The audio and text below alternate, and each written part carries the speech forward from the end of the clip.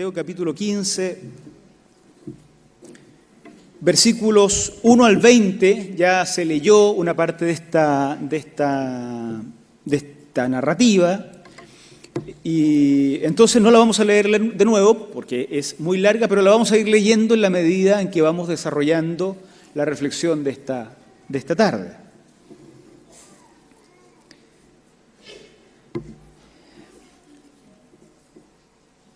Parece que nuestro texto de hoy no es una parábola propiamente tal, en toda su extensión, pero sí contiene expresiones parabólicas, algunas de las cuales bien vale la pena invertir un sermón en ellas, porque no son solo dichos parabólicos, sino que son expresiones que le dan sentido a toda una narración. Las que hoy vamos a estudiar en Mateo capítulo 15, desde el versículo 1 al 20, resaltan elementos, esos elementos que entran en juego cuando las personas quieren tener algún tipo de relación con Dios. Los que estamos acá, de una u otra forma, buscamos tener alguna relación con Dios. No todos están acá porque conscientemente han racionalizado que necesitan una relación con Dios. Es probable que alguien esté acá un poco a la mala, medio chantajeado o chantajeada, le fue mal en la prueba y entonces lo obligaron a venir o la obligaron a venir, o está acá para complacer a alguien. La cuestión es que está acá. Quienes somos creyentes solemos ver detrás de estos actos inconscientes un plan del Señor que no siempre otros ven. La experiencia también ha mostrado que no es simplemente un acto de adivinación, sino que concretamente muchas veces lo que no pensábamos hacer es la forma que Dios escoge para bendecirnos. Bueno, buscamos algún tipo de relación con Dios consciente o inconscientemente, y el relato parabólico que analizaremos presenta o resalta algunos de los elementos que entran en juego cada vez que alguien, de cualquier forma, esté intentando relacionarse con Dios. Hay un par de cosas en las cuales tenemos que poner ojo, como decimos nosotros. Hay que tener cuidado al menos de dos cosas que surgen de la lectura de esta parábola y que yo les quiero proponer. Primero, se debe cuidar establecer una relación saludable con Dios, establecer una relación adecuada con Dios. Si estamos, aunque sea intuitivamente, tratando de revincularnos con Dios, lo primero que hay que cuidar, según lo que surge de la parábola o del relato parabólico, es que en esta revinculación con Dios o en este buscar a Dios, establezcamos una relación con Él que sea una relación saludable, una relación adecuada con Dios. Lo primero que nos va a mostrar la parábola es que mientras que los escribas y fariseos se preocupan por la forma en que el comportamiento de los religiosos es concordante con la tradición de los ancianos, Jesús se preocupa porque ese comportamiento sea concordante con la voluntad de Dios. Hay una disparidad, ya Jesús nos tiene acostumbrado, el estudio de las parábolas durante gran parte de este año nos ha acostumbrado a ver que esta disparidad es permanente. Mientras escribas y fariseos se preocupan de que la conducta de los feligreses sea concordante con las tradiciones aprendidas y enseñadas por los ancianos, Jesús se preocupa porque ese comportamiento de la feligresía, digamos esta palabra, sea concordante con la voluntad de Dios. Aun cuando no lo sea, con las tradiciones de los ancianos. Versículo 1. Entonces se acercaron a Jesús ciertos escribas y fariseos de Jerusalén diciendo: ¿por qué tus discípulos quebrantan la tradición de los ancianos? Pues no se lavan las manos cuando comen pan. Es importante acá detenernos un segundo en quiénes son los que se acercan. Nuestro texto que ustedes están viendo en la proyección dice que, el versículo 1, dice que quienes se acercan a Jesús son escribas y fariseos. Escribas y fariseos conforman lo que se ha llamado la aristocracia laica en la religión judía. La aristocracia laica por oposición a la aristocracia sacerdotal. Mientras que los sacerdotes son los que manejan el culto en el templo de Jerusalén, esta aristocracia laica es la que maneja el conocimiento de las Escrituras. Escribas y fariseos son los que enseñan la ley, la transmiten la Torá, la palabra de Dios, pero también transmiten una cierta interpretación rígida de esa Torá. No solo la Torá, sino la interpretación supuestamente correcta de la Torá y además una serie de tradiciones que, según se había creído por décadas, por siglos en algunos casos, era el comportamiento esperable de todo judío. Digamos que quienes tienen el poder de la religión en cuanto a enseñanza de la comunión con Dios es este grupo de escribas y fariseos. Estos son los que se acercan a Jesús con esa pregunta: ¿por qué tus discípulos quebrantan la tradición de los ancianos? Los ancianos no son personas de edad avanzada, como la palabra en castellano nos hace imaginar. La palabra griega acá es presbítero. En realidad el anciano de la época del texto es una especie de grupo de poder religioso que puede determinar si el comportamiento de alguien está adecuado o no a la práctica de la sinagoga. Este grupo es muy poderoso, son los que controlan la sinagoga, y es muy poderoso porque la sinagoga, lejos de ser un lugar de culto, la sinagoga en esta época, en el siglo I, es un lugar donde se toman decisiones de todo tipo, una especie de asamblea popular, por decirlo de alguna manera. Acá se decide si hacemos negocio o no, si vendemos la cosecha o no la vendemos, si la quemamos en protesta contra los romanos o lo que fuere. Por tanto, estar en contra de este grupo es estar en contra de la posibilidad de trabajar.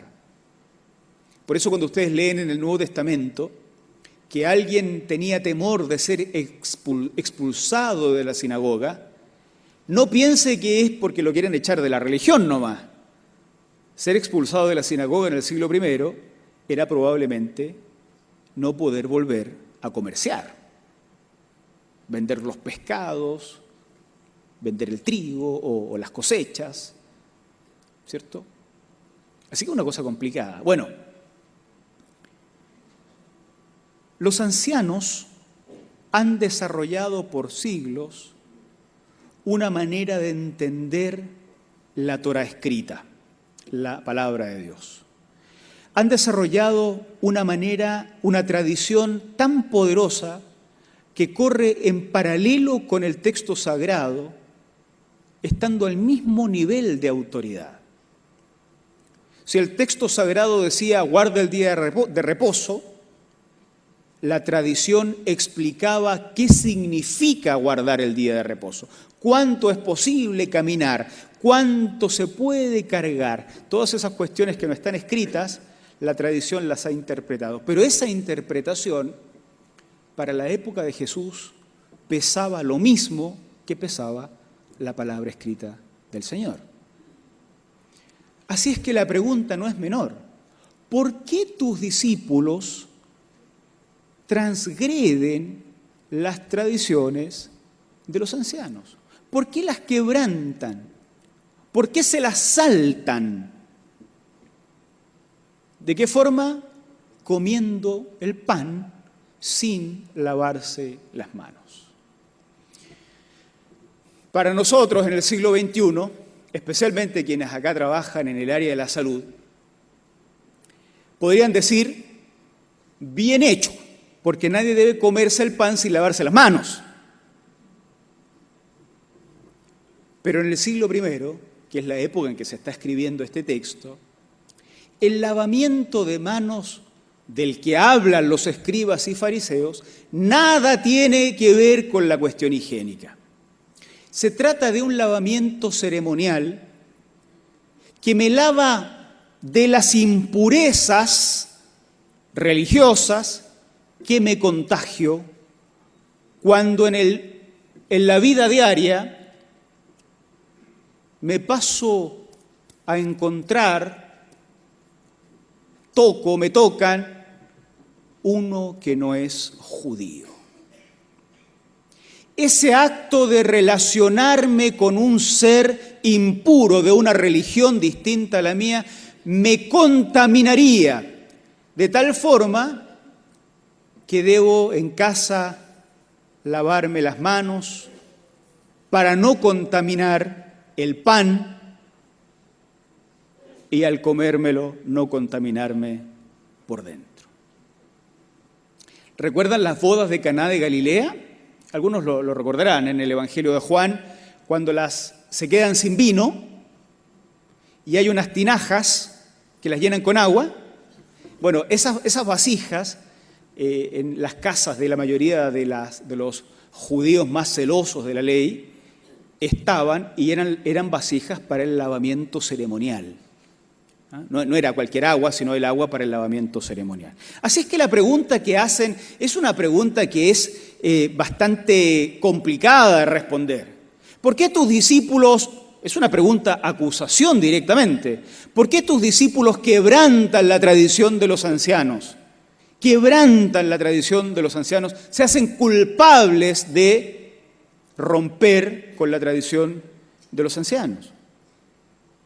Y comen pan sin lavarse las manos. O sea, estos son judíos, pero comen pan habiéndose contaminado por todos lados. Ya sabemos, los que vienen siguiendo los sermones, ya sabemos que Jesús tenía esa costumbre, que no había por dónde agarrarlo, como decía mi abuela, ¿no? Esa costumbre de que se relacionaba con todo el mundo. O sea, no era que Jesús iba al centro y saludaba a los religiosos. Jesús iba al centro y se mezclaba con todos los más pecadores del sistema. Por lo tanto, si había uno que llegaba contaminado, ese era Jesús.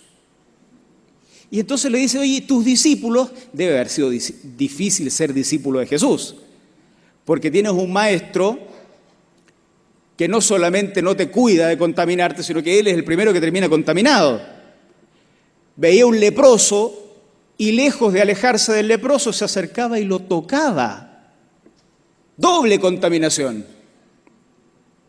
Y después comían pan y no se lavaban las manos. Era una cosa escandalosa. ¿Se acuerdan la semana pasada, y lo hemos dicho en otras ocasiones? Ya había una acusación en el sentido de que los discípulos no ayunaban. ¿Se acuerdan? ¿Por qué tus discípulos no ayunan? Bueno, y podríamos seguir. No ayunan, no se lavan las manos, etcétera, etcétera, etcétera. Hay un montón de cosas que parece que hacían no encajar a Jesús en el sistema.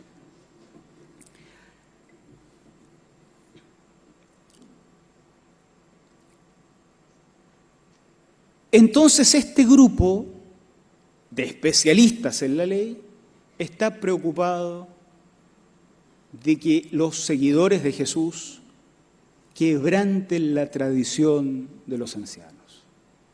Jesús responde con otra pregunta. Versículo 3. ¿Por qué también vosotros quebrantáis el mandamiento de Dios por vuestra tradición? O sea, esto es siempre, ¿no? Redoblar la apuesta. ¿Por qué tus discípulos quebrantan la tradición de los ancianos? Jesús responde, ¿y ustedes? ¿por qué quebrantan la tradición, el mandamiento de Dios al guardar sus tradiciones? Aquí está la marca de la diferencia en la manera de relacionarse con Dios, y esta es la primera comunicación que la parábola nos hace.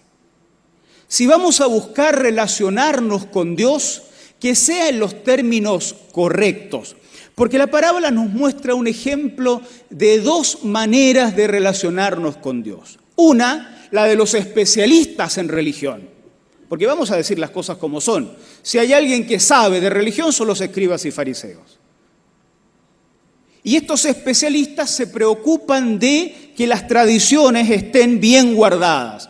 Aparece Jesús, que desde la óptica de la sociedad no es un especialista en nada, y propone en el fondo preocuparse de otra cosa, no de las tradiciones de los especialistas, sino de la voluntad directa, de la voluntad del propio Dios. Y les pone un ejemplo que es digno de considerar. Todavía en el versículo, ya en el versículo 4. Dios mandó diciendo, honra a tu padre y a tu madre. El que maldiga al padre o a la madre sea condenado a muerte. Pero ustedes dicen, cualquiera que le diga a su padre o a su madre, es mi ofrenda a Dios todo aquello con que pudiera ayudarte, ya no ha de honrar a su padre o a su madre. Así habéis invalidado el mandamiento de Dios por vuestra tradición. O sea, lo que Jesús le dice, miren, ustedes están preocupados de que no se transgreda la tradición de los ancianos, pero ustedes transgreden el mandamiento de Dios y lo hacen de esta forma. Dios dice que honres a tu padre y a tu madre, pero ustedes han inventado una forma de hacer un bypass al mandamiento de Dios. Claro, el tema era este. Papito y mamita, veo que tienes necesidad. Te daría toda la ayuda del mundo, pero no puedo porque la voy a dar como ofrenda al templo. Es de Dios. Eso suena muy espiritual. Eso suena muy bonito. Yo voy a decirlo derechamente acá, ¿no? Porque como me estoy poniendo viejo, ya entonces ahora digo las cosas derechamente. Esto es lo mismo que se dice en algunas iglesias evangélicas hoy día. Te ayudaría encantado, mamá, papá, pero lo di para la obra del Señor. Suena muy espiritual y así sonaba en el siglo I, pero es la absoluta transgresión de la voluntad de Dios. Porque la voluntad de Dios, tal como la expresa Jesús, no tiene que ver con guardar una norma respecto del dinero, del aporte, de lo que fuere, sino que tiene que ver con hacer la voluntad de Dios para ayudar a quien lo necesita. Esto merece una aclaración eclesiástica. Todo lo que ustedes ven en el templo, todo, los cables, los parlantes, este micrófono, el agua, todo, el sostenimiento de los pastores, el sostenimiento de secretarias, todo en la iglesia, todo, se cancela con los aportes voluntarios de todos los que estamos acá. Diezmos y ofrendas. Pero nunca, jamás, nuestros diezmos y ofrendas deben ser interpretados como una especie de prerequisito para que Dios nos bendiga. No es así. Nadie debe sentir que Dios se le va a caer encima y lo va a mandar al infierno porque en lugar de aportar a la iglesia, ayudó a su padre y a su madre, a su hijo, a un necesitado. Nunca. No se debe confundir jamás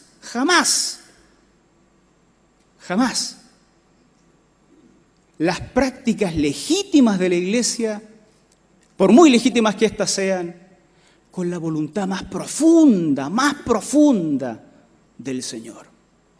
Nunca. Por eso cuando vamos a diezmar y cuando vamos a ofrendar, tenemos que hacerlo como lo explicaban los muchachos hace un rato, entendiendo que todo lo que entregamos lo hacemos porque estamos convencidos de que este proyecto Iglesia es la voluntad del Señor y marchamos adelante y necesitamos avanzar y queremos que muchos otros sean los que conozcan del Señor y en esta forma de predicación y de adoración, etcétera. Pero nunca ofrendamos y diezmamos como una especie de coima a Dios, como una especie de ganarme el cielo, como que porque diezmé u ofrendé, Dios, que es un robot, está obligado a bendecirme, o porque con miedo las puertas del infierno se abren bajo mis pies si no diezmo. No es eso y nunca debiera sentirse la ofrenda así. Hacerlo de esa manera sería convertir el mandamiento de Dios que habla de la extensión del reino en un mandamiento de hombres. Y no debe ser entendido así. Hay que ofrendar y diezmar con gozo, con alegría, con convicción, con confianza, pero nunca como una carga. Ok, cerramos ese paréntesis eclesiástico, ¿no? Ellos habían encontrado la manera de hacer un bypass a la voluntad de Dios. Y esta voluntad de Dios, que hablaba de hacerte cargo del necesitado, hacerte cargo del sostenimiento de tu propia familia, hacerte cargo de los viejos, de tus viejos que se van quedando sin la posibilidad de trabajar por sí mismos, eso lo habían convertido en una justificación para dejarlos de lado y establecer otra ley que sonara espiritual. Jesús los vuelve al camino. Nosotros transgredimos las tradiciones de los ancianos. Ustedes transgreden la ley del mismo Dios. Y han opacado la ley de Dios con tradiciones humanas. Una vez más, Jesús da vuelta el argumento. Una vez más da vuelta el escenario y propone que de lo que se trata es de una relación equivocada con Dios. Se está pretendiendo una relación con Dios en base a ciertos rituales y en base a ciertas tradiciones. Y Jesús está proponiendo una relación con Dios en base al descubrimiento de la propia voluntad de Dios. Volviendo al tema del bautismo, de la boda de Caná de Galilea, y completando esa historia que dejamos pendiente, se les acabó el vino en la fiesta. Y acá podemos decir vino sin que se caigan los muros, ¿no? Vino, vamos a decirlo de nuevo. Se acabó, y tal como pasa en nuestros días, porque la sociedad judía no es que sea una sociedad de abstemios o algo así, ni había ley seca tampoco. No, tal como en nuestros días, el vino era un elemento importante dentro de las celebraciones. Se acabó, se acaba la fiesta, pues. Y fíjense que alguien le dice a Jesús, uno pudiera decir, ¿y qué tiene que ver Jesús con la fiesta? Mucho. Por eso lo acusan de andar metido con gente que hace fiesta y de andar metidos con comilones y de andar metidos con bebedores, no como Juan el Bautista. A Juan el Bautista lo pelaban porque no comía ni bebía y a Jesús porque come y bebe. Y más encima con malas compañías, pues siempre andaba contaminado porque se juntaba con lo peor de la sociedad, ¿no? Se acaba la fiesta y entonces Jesús tiene que hacer el milagro de convertir el agua en vino. El detalle significativo para nuestra historia es que echan el agua, ¿dónde? En las vasijas ceremoniales. El agua que se convierte en vino es el agua que está en las vasijas sagradas de la casa, las que están reservadas para el agua de la purificación, y las convierte en vino para que siga la fiesta. O sea, si hay alguien que respeta muy poco las tradiciones de los ancianos, especialmente cuando esas tradiciones violentan la voluntad de Dios, ese es Jesús. No sé si alguien todavía se pregunta por qué lo mataron, porque después de hacer esas cosas, claro que querrían matarlo. Era una persona muy peligrosa. ¿Qué habrán pensado los puritanos de la época que están sacando vino de las vasijas ceremoniales, de la santificación de la gente que llega a la casa? La sanción de Jesús sobre los escribas y fariseos es muy dura. Versículo 7. Hipócritas. Bien profetizó de ustedes Isaías, cuando dijo: este pueblo de labios me honra, pero su corazón está lejos de mí. En vano me honran, enseñando como doctrinas mandamientos de hombres. Hipócritas. A los líderes y especialistas en religión de la época. Hipócritas. ¿Por qué? Porque se acercan a Él solo de labios. Y ese es el problema del rito versus la búsqueda de la voluntad del Señor. Que el rito se va a quedar siempre en el plano de lo externo, de labios, pero con el corazón lejos del Señor. Lejos del Señor. Esta es la invitación que nos hacen siempre los hermanos de la música. Cantemos de corazón, dicen ellos. Claro, uno canta con la boca, pero se refieren a esta necesidad de que si vamos a cantar a Dios, no sea un acto superficial. No sea un acto superficial.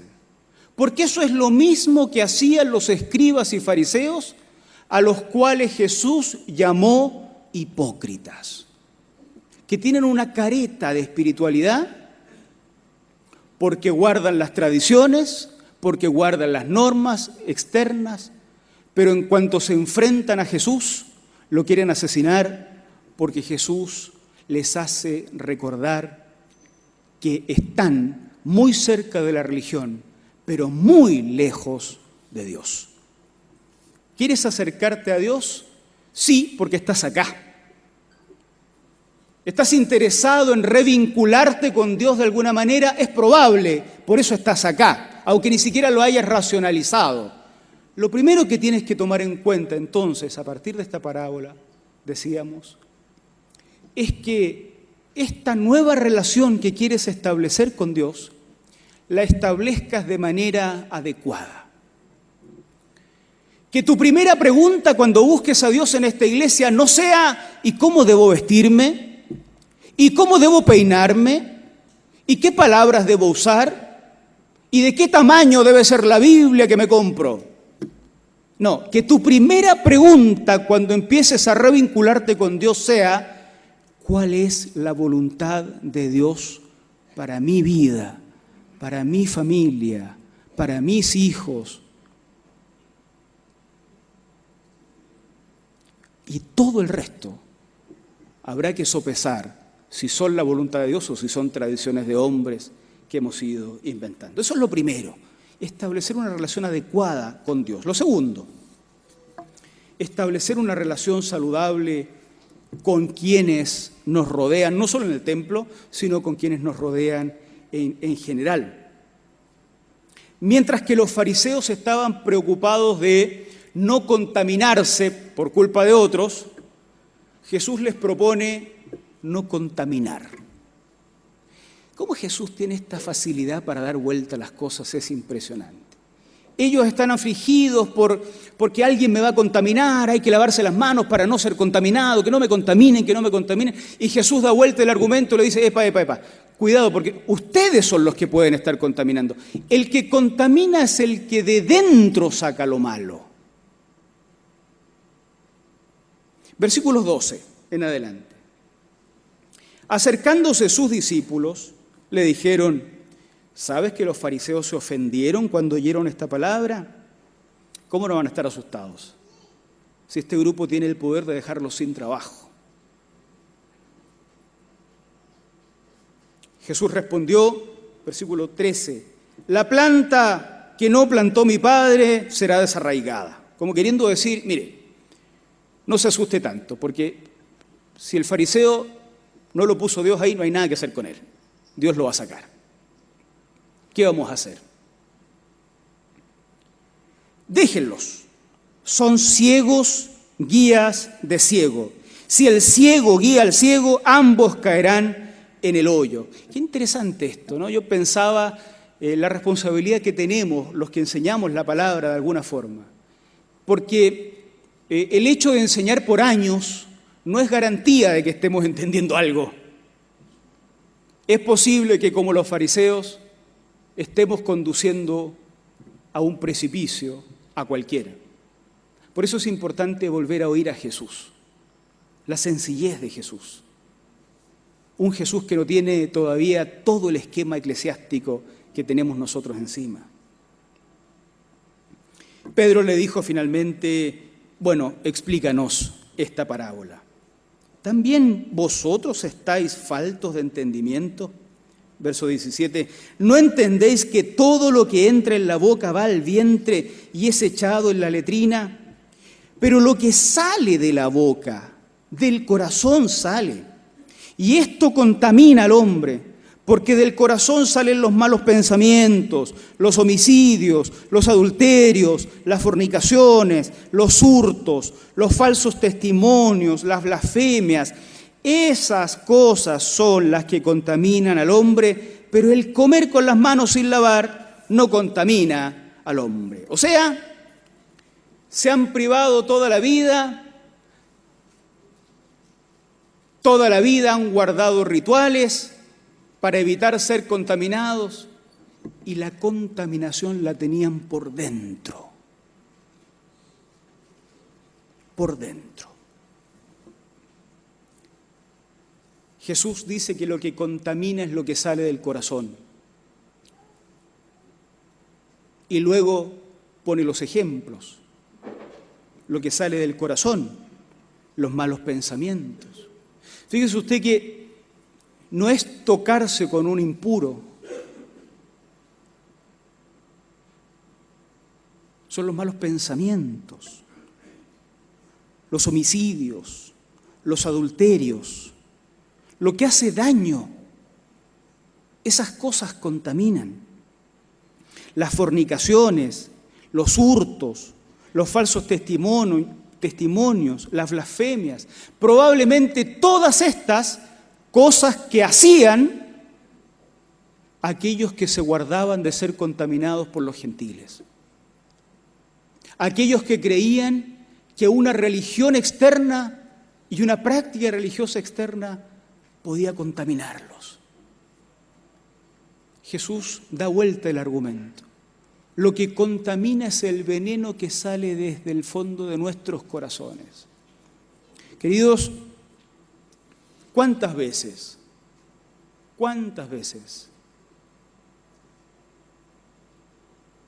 nosotros, los evangélicos o los católicos observantes, si habemos algunos o hay alguno acá, o nos oyen por la señal de internet, que guardamos tradiciones rigurosas respecto del comportamiento cristiano, abrimos la boca y contaminamos todo lo que nos rodea? Abrimos la boca con un veneno que teníamos en el corazón y contaminamos a esposos, esposas, a hijos, a cuñados, a cuñadas, colegas del trabajo, compañeros de oficina, yernos, nueras, etc. los observantes más rigurosos de las tradiciones evangélicas y católicas, observantes más rigurosos del cómo hacer las cosas, con tanta contaminación en el corazón, que somos los que contaminamos una reunión familiar, un almuerzo, una reunión en casa, una reunión de estudio bíblico, una sociedad entera.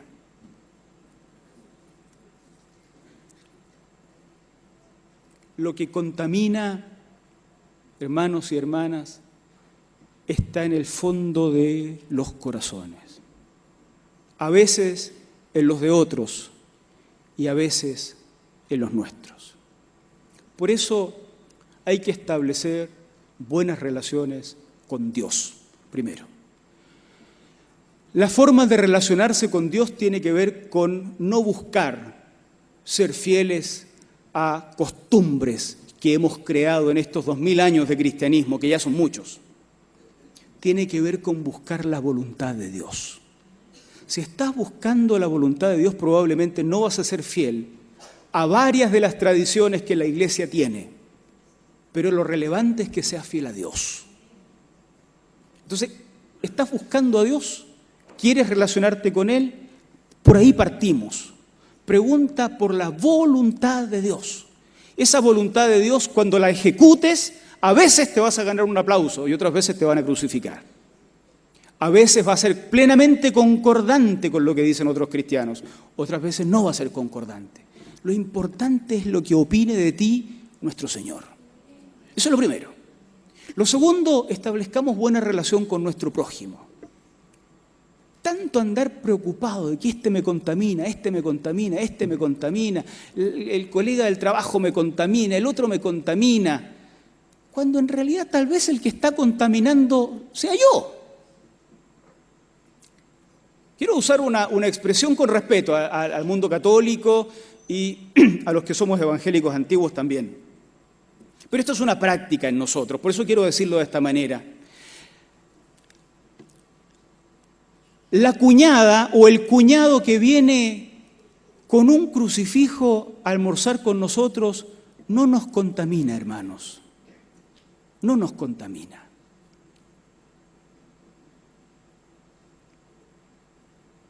La virgencita que el marido no creyente o la esposa no creyente conserva porque es un regalo de la abuela, no nos contamina, hermanos.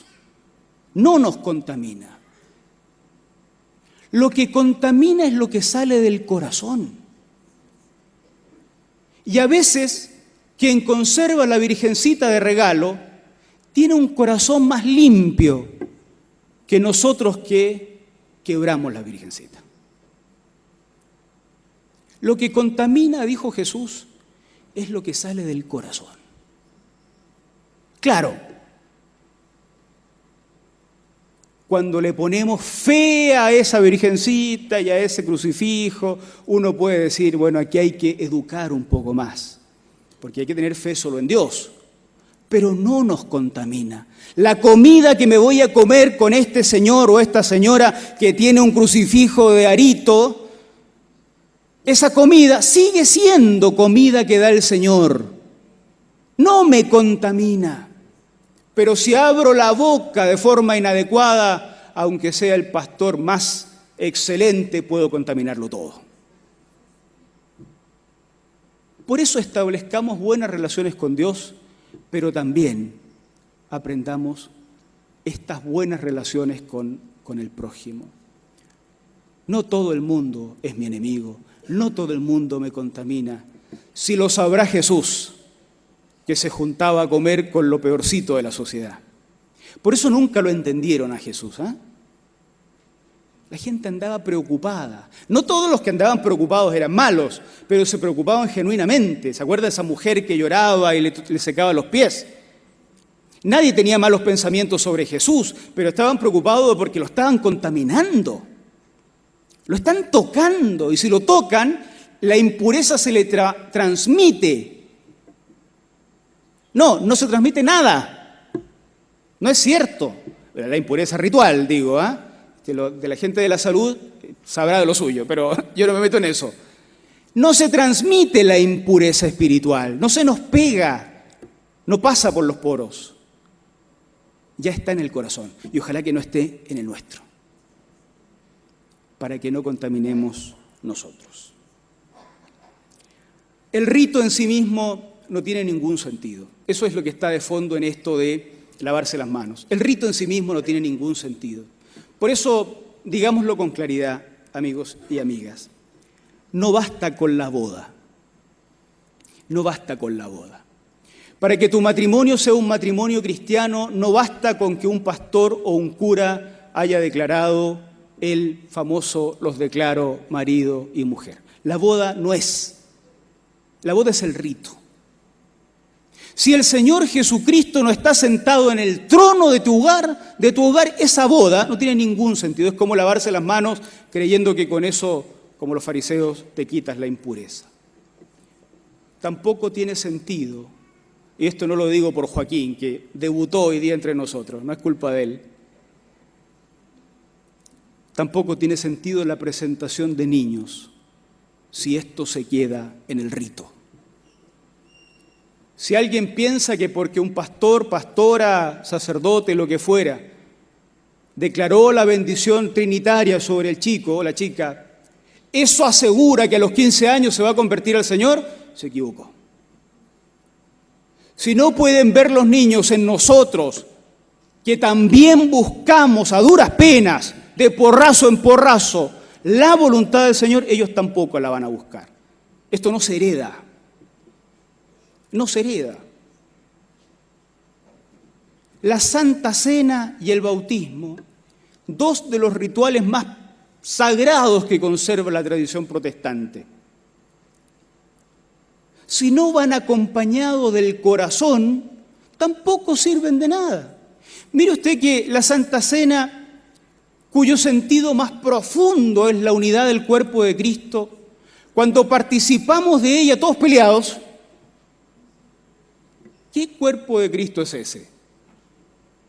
¿Qué puede significar comer el pan que simboliza el cuerpo de Cristo molido por todos nosotros? ¿Qué puede significar si en el fondo del corazón estoy peleado con este y el de este y este allá y el otro?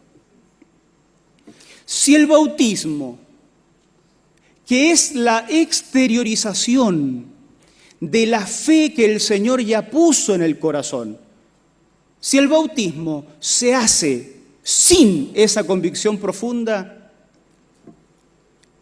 el bautismo es un chapuzón nomás, pues. Mejor nos hubieran manguereado a todos. Sin anular los rituales, de lo que se trata realmente todo esto es de corazones entregados al Señor. Es de corazones rendidos al Señor. Es de motivaciones internas para buscar al Señor. Y yo puedo decir que mientras estamos con ese corazón, aún los porrazos que nos mandamos en el camino son parte de un crecimiento. Pero si lo que estamos buscando es solo la superficie de las tradiciones religiosas evangélicas o católicas, nada, ni las victorias ni los porrazos sirven de nada. De lo que se trata es un cambio de corazón. Por eso, qué bueno que estamos acá, porque aquí estamos manifestando de alguna forma que sí queremos vincularnos con el Señor, de mejor manera. Atendamos estas dos propuestas, que son solo propuestas. Ustedes tienen que escuchar al Señor en la intimidad de su oración. Ahí el Espíritu Santo les va a hablar. Yo propongo como hermano de ustedes estos dos caminos. Repensar si nuestra relación con Dios está en el plano de la superficie o estamos buscando hacer la voluntad del Señor. Y segundo, repensar si yo estoy siendo de los que contaminan cada vez que abren la boca. O si estoy siendo de esos que se creen demasiado puros, siempre con temor de ser contaminados. Ahí la figura de Jesús debe brillar en nuestra cabeza. Sí, Amén. Oremos al Señor. Hay muchos impuros allá afuera que necesitan que personas menos quisquillosas les muestren el amor de Jesucristo. Hay muchos impuros en nuestras casas que necesitan que Jesús esté presente porque Él no tiene miedo de estar con ellos. Tenemos que repensar nuestra actitud ante el Señor por el bien de nuestros seres queridos. Oremos al Señor. Y vamos a cantar al Señor después. Bien, oramos. Señor, te damos gracias por la maravillosa oportunidad que nos das para abrir la palabra y volver a reflexionar en estos textos.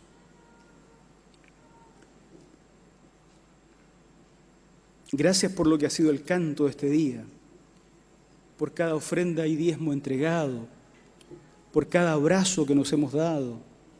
Gracias por todo lo que hace a la vida de la iglesia. Señor, lo que queremos es que en todo esto transformes nuestro corazón, para que todo lo que hacemos, para que todo lo que hagamos, brote, Señor, de corazones rendidos absolutamente a ti. Abre nuestros ojos para percibir cuál es tu voluntad y encaminarnos en dirección a ella. Que lo vean así nuestras esposas, esposos, novias, novios, nuestros amigos y amigas. Que lo vean así nuestros hijos, que lo vea así nuestro sistema de trabajo, nuestra sociedad. Queremos ser, Señor, de los que son aplaudidos por Jesús y no por los fariseos. Así es que, Señor, te rogamos que nos des esa profundidad de tu palabra. Modifica nuestras vidas para tu gloria. En el nombre de Cristo Jesús. Amén.